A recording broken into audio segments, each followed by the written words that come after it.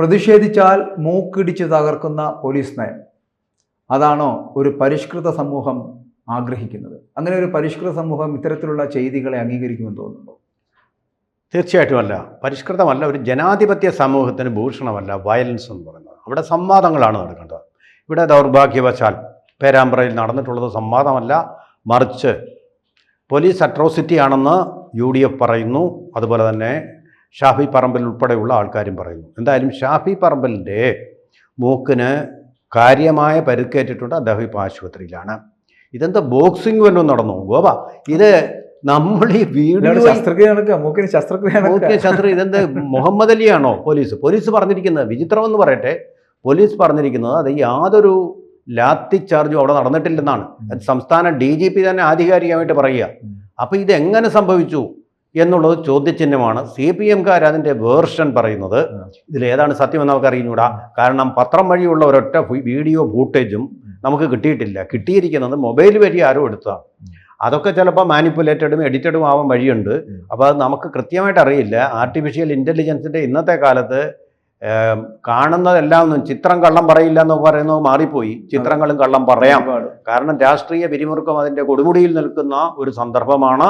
തെരഞ്ഞെടുപ്പുകൾ വരികയാണ് ഇവിടെ. അതുകൊണ്ട് നമുക്ക് ഏതാണ് സത്യം എന്നുള്ള അറിയാൻ പിലാത്തോസ് ചോദിച്ച പോലെ എന്താണ് സത്യം എന്ന് നമുക്ക് ചോദിക്കാനേ പറ്റൂ ഈ സന്ദർഭത്തിൽ എന്നുള്ളതാണ് സത്യം. ഇവിടെ CPM-കാരുടെ വേർഷൻ എന്ന് പറയുന്നത് ഞാൻ പൂർത്തിയാക്കട്ടെ. അവർ പറയുന്നത് ഇത് മഷി ഉപയോഗിച്ച് ചെയ്ത പ്രക്രിയയാണ്. ചുവന്ന മഷി ഒഴിച്ചാൽ മതിയല്ലോ, രക്തം പോലിരിക്കും.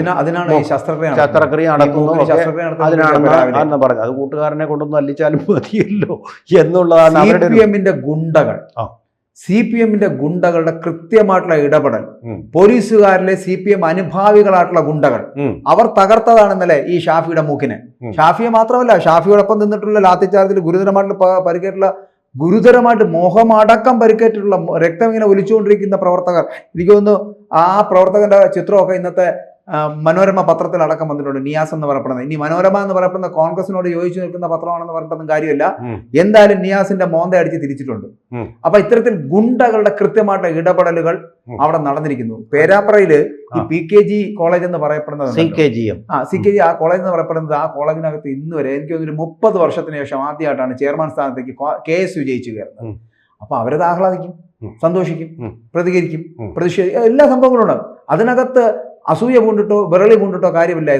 SFIക്ക് മാത്രമേ ഇവിടെ ഈ കലാലയങ്ങളിൽ വിജയിച്ച് കയറാവുന്നുണ്ടോ? അങ്ങനത്തെ ഒരു അന്തരീക്ഷം ഉണ്ടോ? അങ്ങനെ അട്ടിപ്പറാവകാശം ഇവർക്കുണ്ടോ?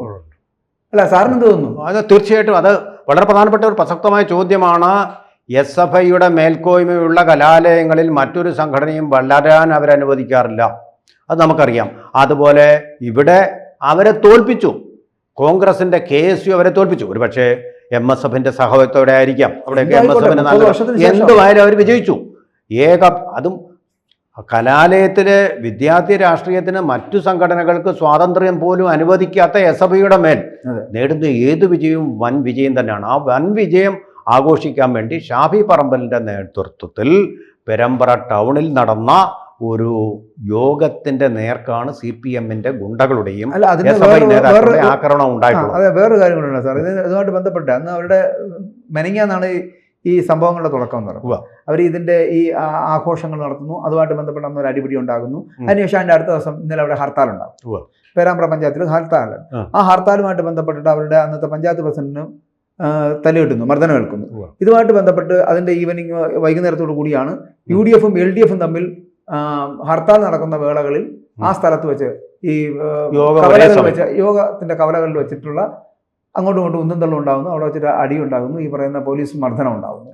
പോലീസ് മർദ്ദനം ഉണ്ടാകുമ്പോൾ രണ്ട് വിഭാഗക്കാരെ മാറ്റുന്നതിന് പകരം പോലീസ് ഈ LDF-നോടൊപ്പം ചേർന്ന് അല്ലെങ്കിൽ CPM ഗുണ്ടകളോടൊപ്പം ചേർന്ന് നിന്നുകൊണ്ട് ഇവർക്കെതിരെ തിരിയുന്നു. ഇതാണ് സംഭവിച്ചതെന്നാണ് UDF-ന്റെ വാദം. പലപ്പോഴും ഇങ്ങനെയാണ് ഭരണകക്ഷിയുടെ ഒരു മർദ്ദന ഉപകരണമായിട്ട് പോലീസ് മാറുന്നു.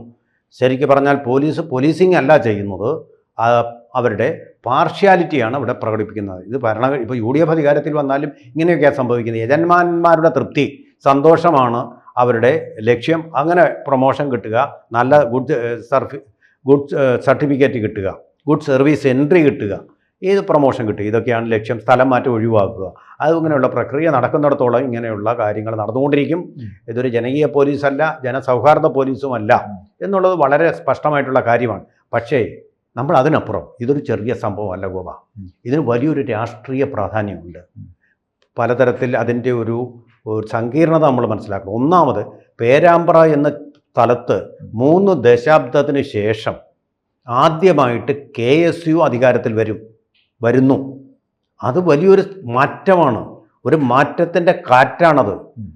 ഏതിലേക്ക്? UDF വലിയൊരു വിജയമാണത് എന്ന് തന്നെ. കാരണം അവർ കഴിയുന്നത്ര പരിശ്രമിച്ചിട്ടും വലിയ പ്രയത്നം നടത്തിയിട്ടും കഴിയാത്ത ഒരു കാര്യം പേരാമ്പ്രയിൽ സാധിച്ചെടുത്തിരിക്കുന്നത്. പ്രത്യേകിച്ചും പ്രതിപക്ഷം ഏതാണ്ട് നിഷ്ക്രിയമായിരിക്കുന്ന ഈ സന്ദർഭത്തിൽ വലിയൊരു വിജയമാണ്. കോൺഗ്രസിനുള്ളിൽ തന്നെ അതിനൊരു വലിയ രാഷ്ട്രീയ പ്രാധാന്യം നമുക്ക് പൊളിറ്റിക്കലി റീഡ് ചെയ്യാം. എന്തെന്നറിയാം, VD സതീശൻ എന്ന് പറയുന്ന ആൾ യൂത്ത് ബ്രിഗേഡിൻ്റെ ലീഡറായിരുന്നു. പക്ഷേ നമ്മുടെ രാഹുൽ മാങ്കൂട്ടത്തിൽ വിഷയത്തോടു കൂടി ഈ യൂത്ത് ബ്രിഗേഡുമായിട്ട് ഭയങ്കരമായിട്ടാകുന്ന വലിയൊരു ഗ്യാപ്പ് സൃഷ്ടിച്ച് അദ്ദേഹം നല്ല പിള്ളയായിട്ട് അങ്ങിരിക്കുക. ഉടുപ്പിൽ ഒരു പൊടിയും പറ്റാത്ത രീതിയിൽ നിയമസഭയ്ക്ക് അകത്തുള്ള പ്രതിഷേധം മാത്രമേ അദ്ദേഹം നടത്തുന്നുള്ളൂ. പക്ഷേ കോൺഗ്രസിൻ്റെ ഈ ബ്രിഗേഡ് രാഹുൽ മാങ്കൂട്ടത്തിൽ ചീത്തപ്പേരുണ്ടാക്കിയിട്ടും ആ രാഹുൽ മാങ്കൂട്ടത്തിലിനെ കൈവിടാതെ കൊണ്ട് പിടിച്ച് സ്വന്തം മണ്ഡലത്തിൽ പ്രവേശിപ്പിക്കില്ലെന്ന് വാശി പിടിച്ച BJPയുടെ ആ കാർക്കശ്യത്തെ പോലും മറികടന്നുകൊണ്ട് ഇന്ന് രാഹുൽ മാങ്കൂട്ടത്തിൽ പാലക്കാട്ട് പ്രവർത്തിക്കുന്നു. രാഹുൽ മാങ്കൂട്ടത്തിൽ വിഷയമെന്ന് പറയുന്നത് ഇപ്പോൾ അടഞ്ഞ അധ്യായമായിട്ട് മാറിയിട്ടുണ്ട്. ഒരു പ്രക്ഷോഭമില്ല, BJP അനങ്ങുന്നില്ല ഇപ്പോൾ. അങ്ങനെ ഒരു മാറിയിട്ട് ആ യൂത്ത് ബ്രിഗേഡ് വളരെ സജീവമായിട്ട് ഇനി കോൺഗ്രസിനെ മുന്നോട്ട് കൊണ്ടുവരാൻ ശ്രമിക്കുന്ന ഒരു സന്ദർഭമായിട്ട് മാറിയിട്ടുണ്ട്. കഴിഞ്ഞ ദിവസം പ്രതിഷേധത്തിൻ്റെ ആദ്യത്തെ സ്വരം പുറപ്പെടുവിച്ചതെന്ന് VD സതീശനല്ല, സണ്ണി ജോസഫ് അല്ല, ആരാണ്? രമേശ് ചെന്നിത്തലയാണ്. അത് കോൺഗ്രസിനുള്ളിൽ തന്നെ വലിയൊരു മാറ്റവും നേതൃത്വത്തിന് ഒരു ചാലക ശക്തിയുമാണ്, ഒരു കാറ്റലിസ്റ്റിക് ഫോഴ്സാണ്. ഷാഫി പറമ്പിൽ എന്ന് പറയുന്നത് മുന്നിൽ നിന്ന് നയിക്കാൻ പര്യാപ്തനായിട്ടുള്ള ഒരു മതേതര നേതാവ് തന്നെയാണ്. കാഫിർ വിവാദം ഉണ്ടാക്കിക്കൊണ്ട് അദ്ദേഹത്തെ തോൽപ്പിക്കാൻ ശ്രമിച്ചിട്ടും വടകരയിൽ നിന്ന് ഉജ്ജ്വലമായിട്ട് വിജയം കൈവരിച്ച ഒരാളാണ്. തീർച്ചയായിട്ടും കോൺഗ്രസ്സിന് അതിൻ്റെ ഒരു പൊളിറ്റിക്കൽ ഇംപീറ്റസ് ആയിട്ട് ഉപയോഗിച്ചുകൊണ്ട് മുന്നേറാനുള്ള സന്ദർഭമാണ്. ഇതുവരെ കോൺഗ്രസ് പടിപടിയായി തോറ്റുകൊണ്ടിരിക്കുകയായിരുന്നു. ഇത് നൽകുന്ന ഒരു ഇക്കോസിസ്റ്റം. ഇത് മാത്രമല്ല, അതുപോലെ ശബരിമലയിൽ നടന്നത് തീവട്ടി കൊള്ളയാണെന്ന് അച്യുതാനന്ദൻ ജീവിച്ചിരുന്നെങ്കിൽ അങ്ങനെ തന്നെ അദ്ദേഹം പറഞ്ഞേനെ. തീവട്ടി കൊള്ളയാണെന്നൊരു ബോധ്യം ജനങ്ങൾക്ക് വന്നിരിക്കുന്നു. ഇതിനിപ്പോൾ രാഷ്ട്രപതി വരികയാണ് ഈ മാസം. ഇനി അടുത്ത മാസമോ അല്ലെങ്കിൽ മണ്ഡലകാലത്തോ ഒരുപക്ഷെ പ്രധാനമന്ത്രി തന്നെ വരാം. അങ്ങനെ കേന്ദ്രത്തിൻ്റെ പരോക്ഷമായ ഒരു ഇടപെടൽ ഉണ്ടാകാനും പോവുകയാണ്. ഇത് ഭക്തലക്ഷങ്ങളെ സംബന്ധിച്ചിടത്തോളം നമ്മൾ കണ്ടതാണ്. 2019 തെരഞ്ഞെടുപ്പിൽ നമ്മൾ കണ്ടതാണ്. പാർലമെൻറ്റ് തെരഞ്ഞെടുപ്പിൽ 20-ൽ 19 LDFിനെ തോൽപ്പിച്ചുകൊണ്ട് ജനങ്ങൾ പ്രതികരിച്ചത്. അതുപോലൊരു പ്രതികരണം ഇതിൻ്റെ പേരിൽ നമുക്ക് പ്രതീക്ഷിക്കാൻ സാധ്യതയുണ്ട്. അത്രയും വരത്തില്ലെങ്കിലും അതിന് സമാനമായിട്ടുള്ള ഒരു പ്രതീക്ഷ ഉയർന്നു വരികയാണ്. ഇങ്ങനെയൊക്കെ വരുമ്പോൾ തീർച്ചയായിട്ടും BJPക്ക് എന്ന പോലെ UDFിന് ഇത് വലിയൊരു ബൂസ്റ്റാണ് നൽകുന്നത്. അപ്പോൾ അവരുടെ ശക്തി ചോർന്നുപോയി എന്നാണ് നമ്മൾ വിചാരിച്ചിരുന്നത്, നിഷ്ക്രിയത്വം കൊണ്ട്. ആ ശക്തി ചോർന്നിട്ടില്ല. അത് ഫീനിക്സ് പക്ഷിയെ പോലെ അതിൻ്റെ ചാരത്തിൽ ഉയർത്തെഴുന്നേൽക്കാനുള്ള തദ്ദേശ തെരഞ്ഞെടുപ്പിന് അധികം സമയമില്ല. ഇപ്പൊ വിജ്ഞാപനം വരികയാണ്. അല്ല, താങ്കൾ പറഞ്ഞ ഒരു കാര്യം ശരിയാണ്. അതായത് ഈ രാഹുൽ മാങ്കൂട്ടത്തിനുമായിട്ട് ഒരു പ്രശ്നം ഉണ്ടായപ്പോൾ സ്വാഭാവികമായിട്ട് ഒരു താഴ്ചയിലേക്ക് ഒരു ഇടിവുണ്ടായിട്ടുണ്ട് കോൺഗ്രസിൽ.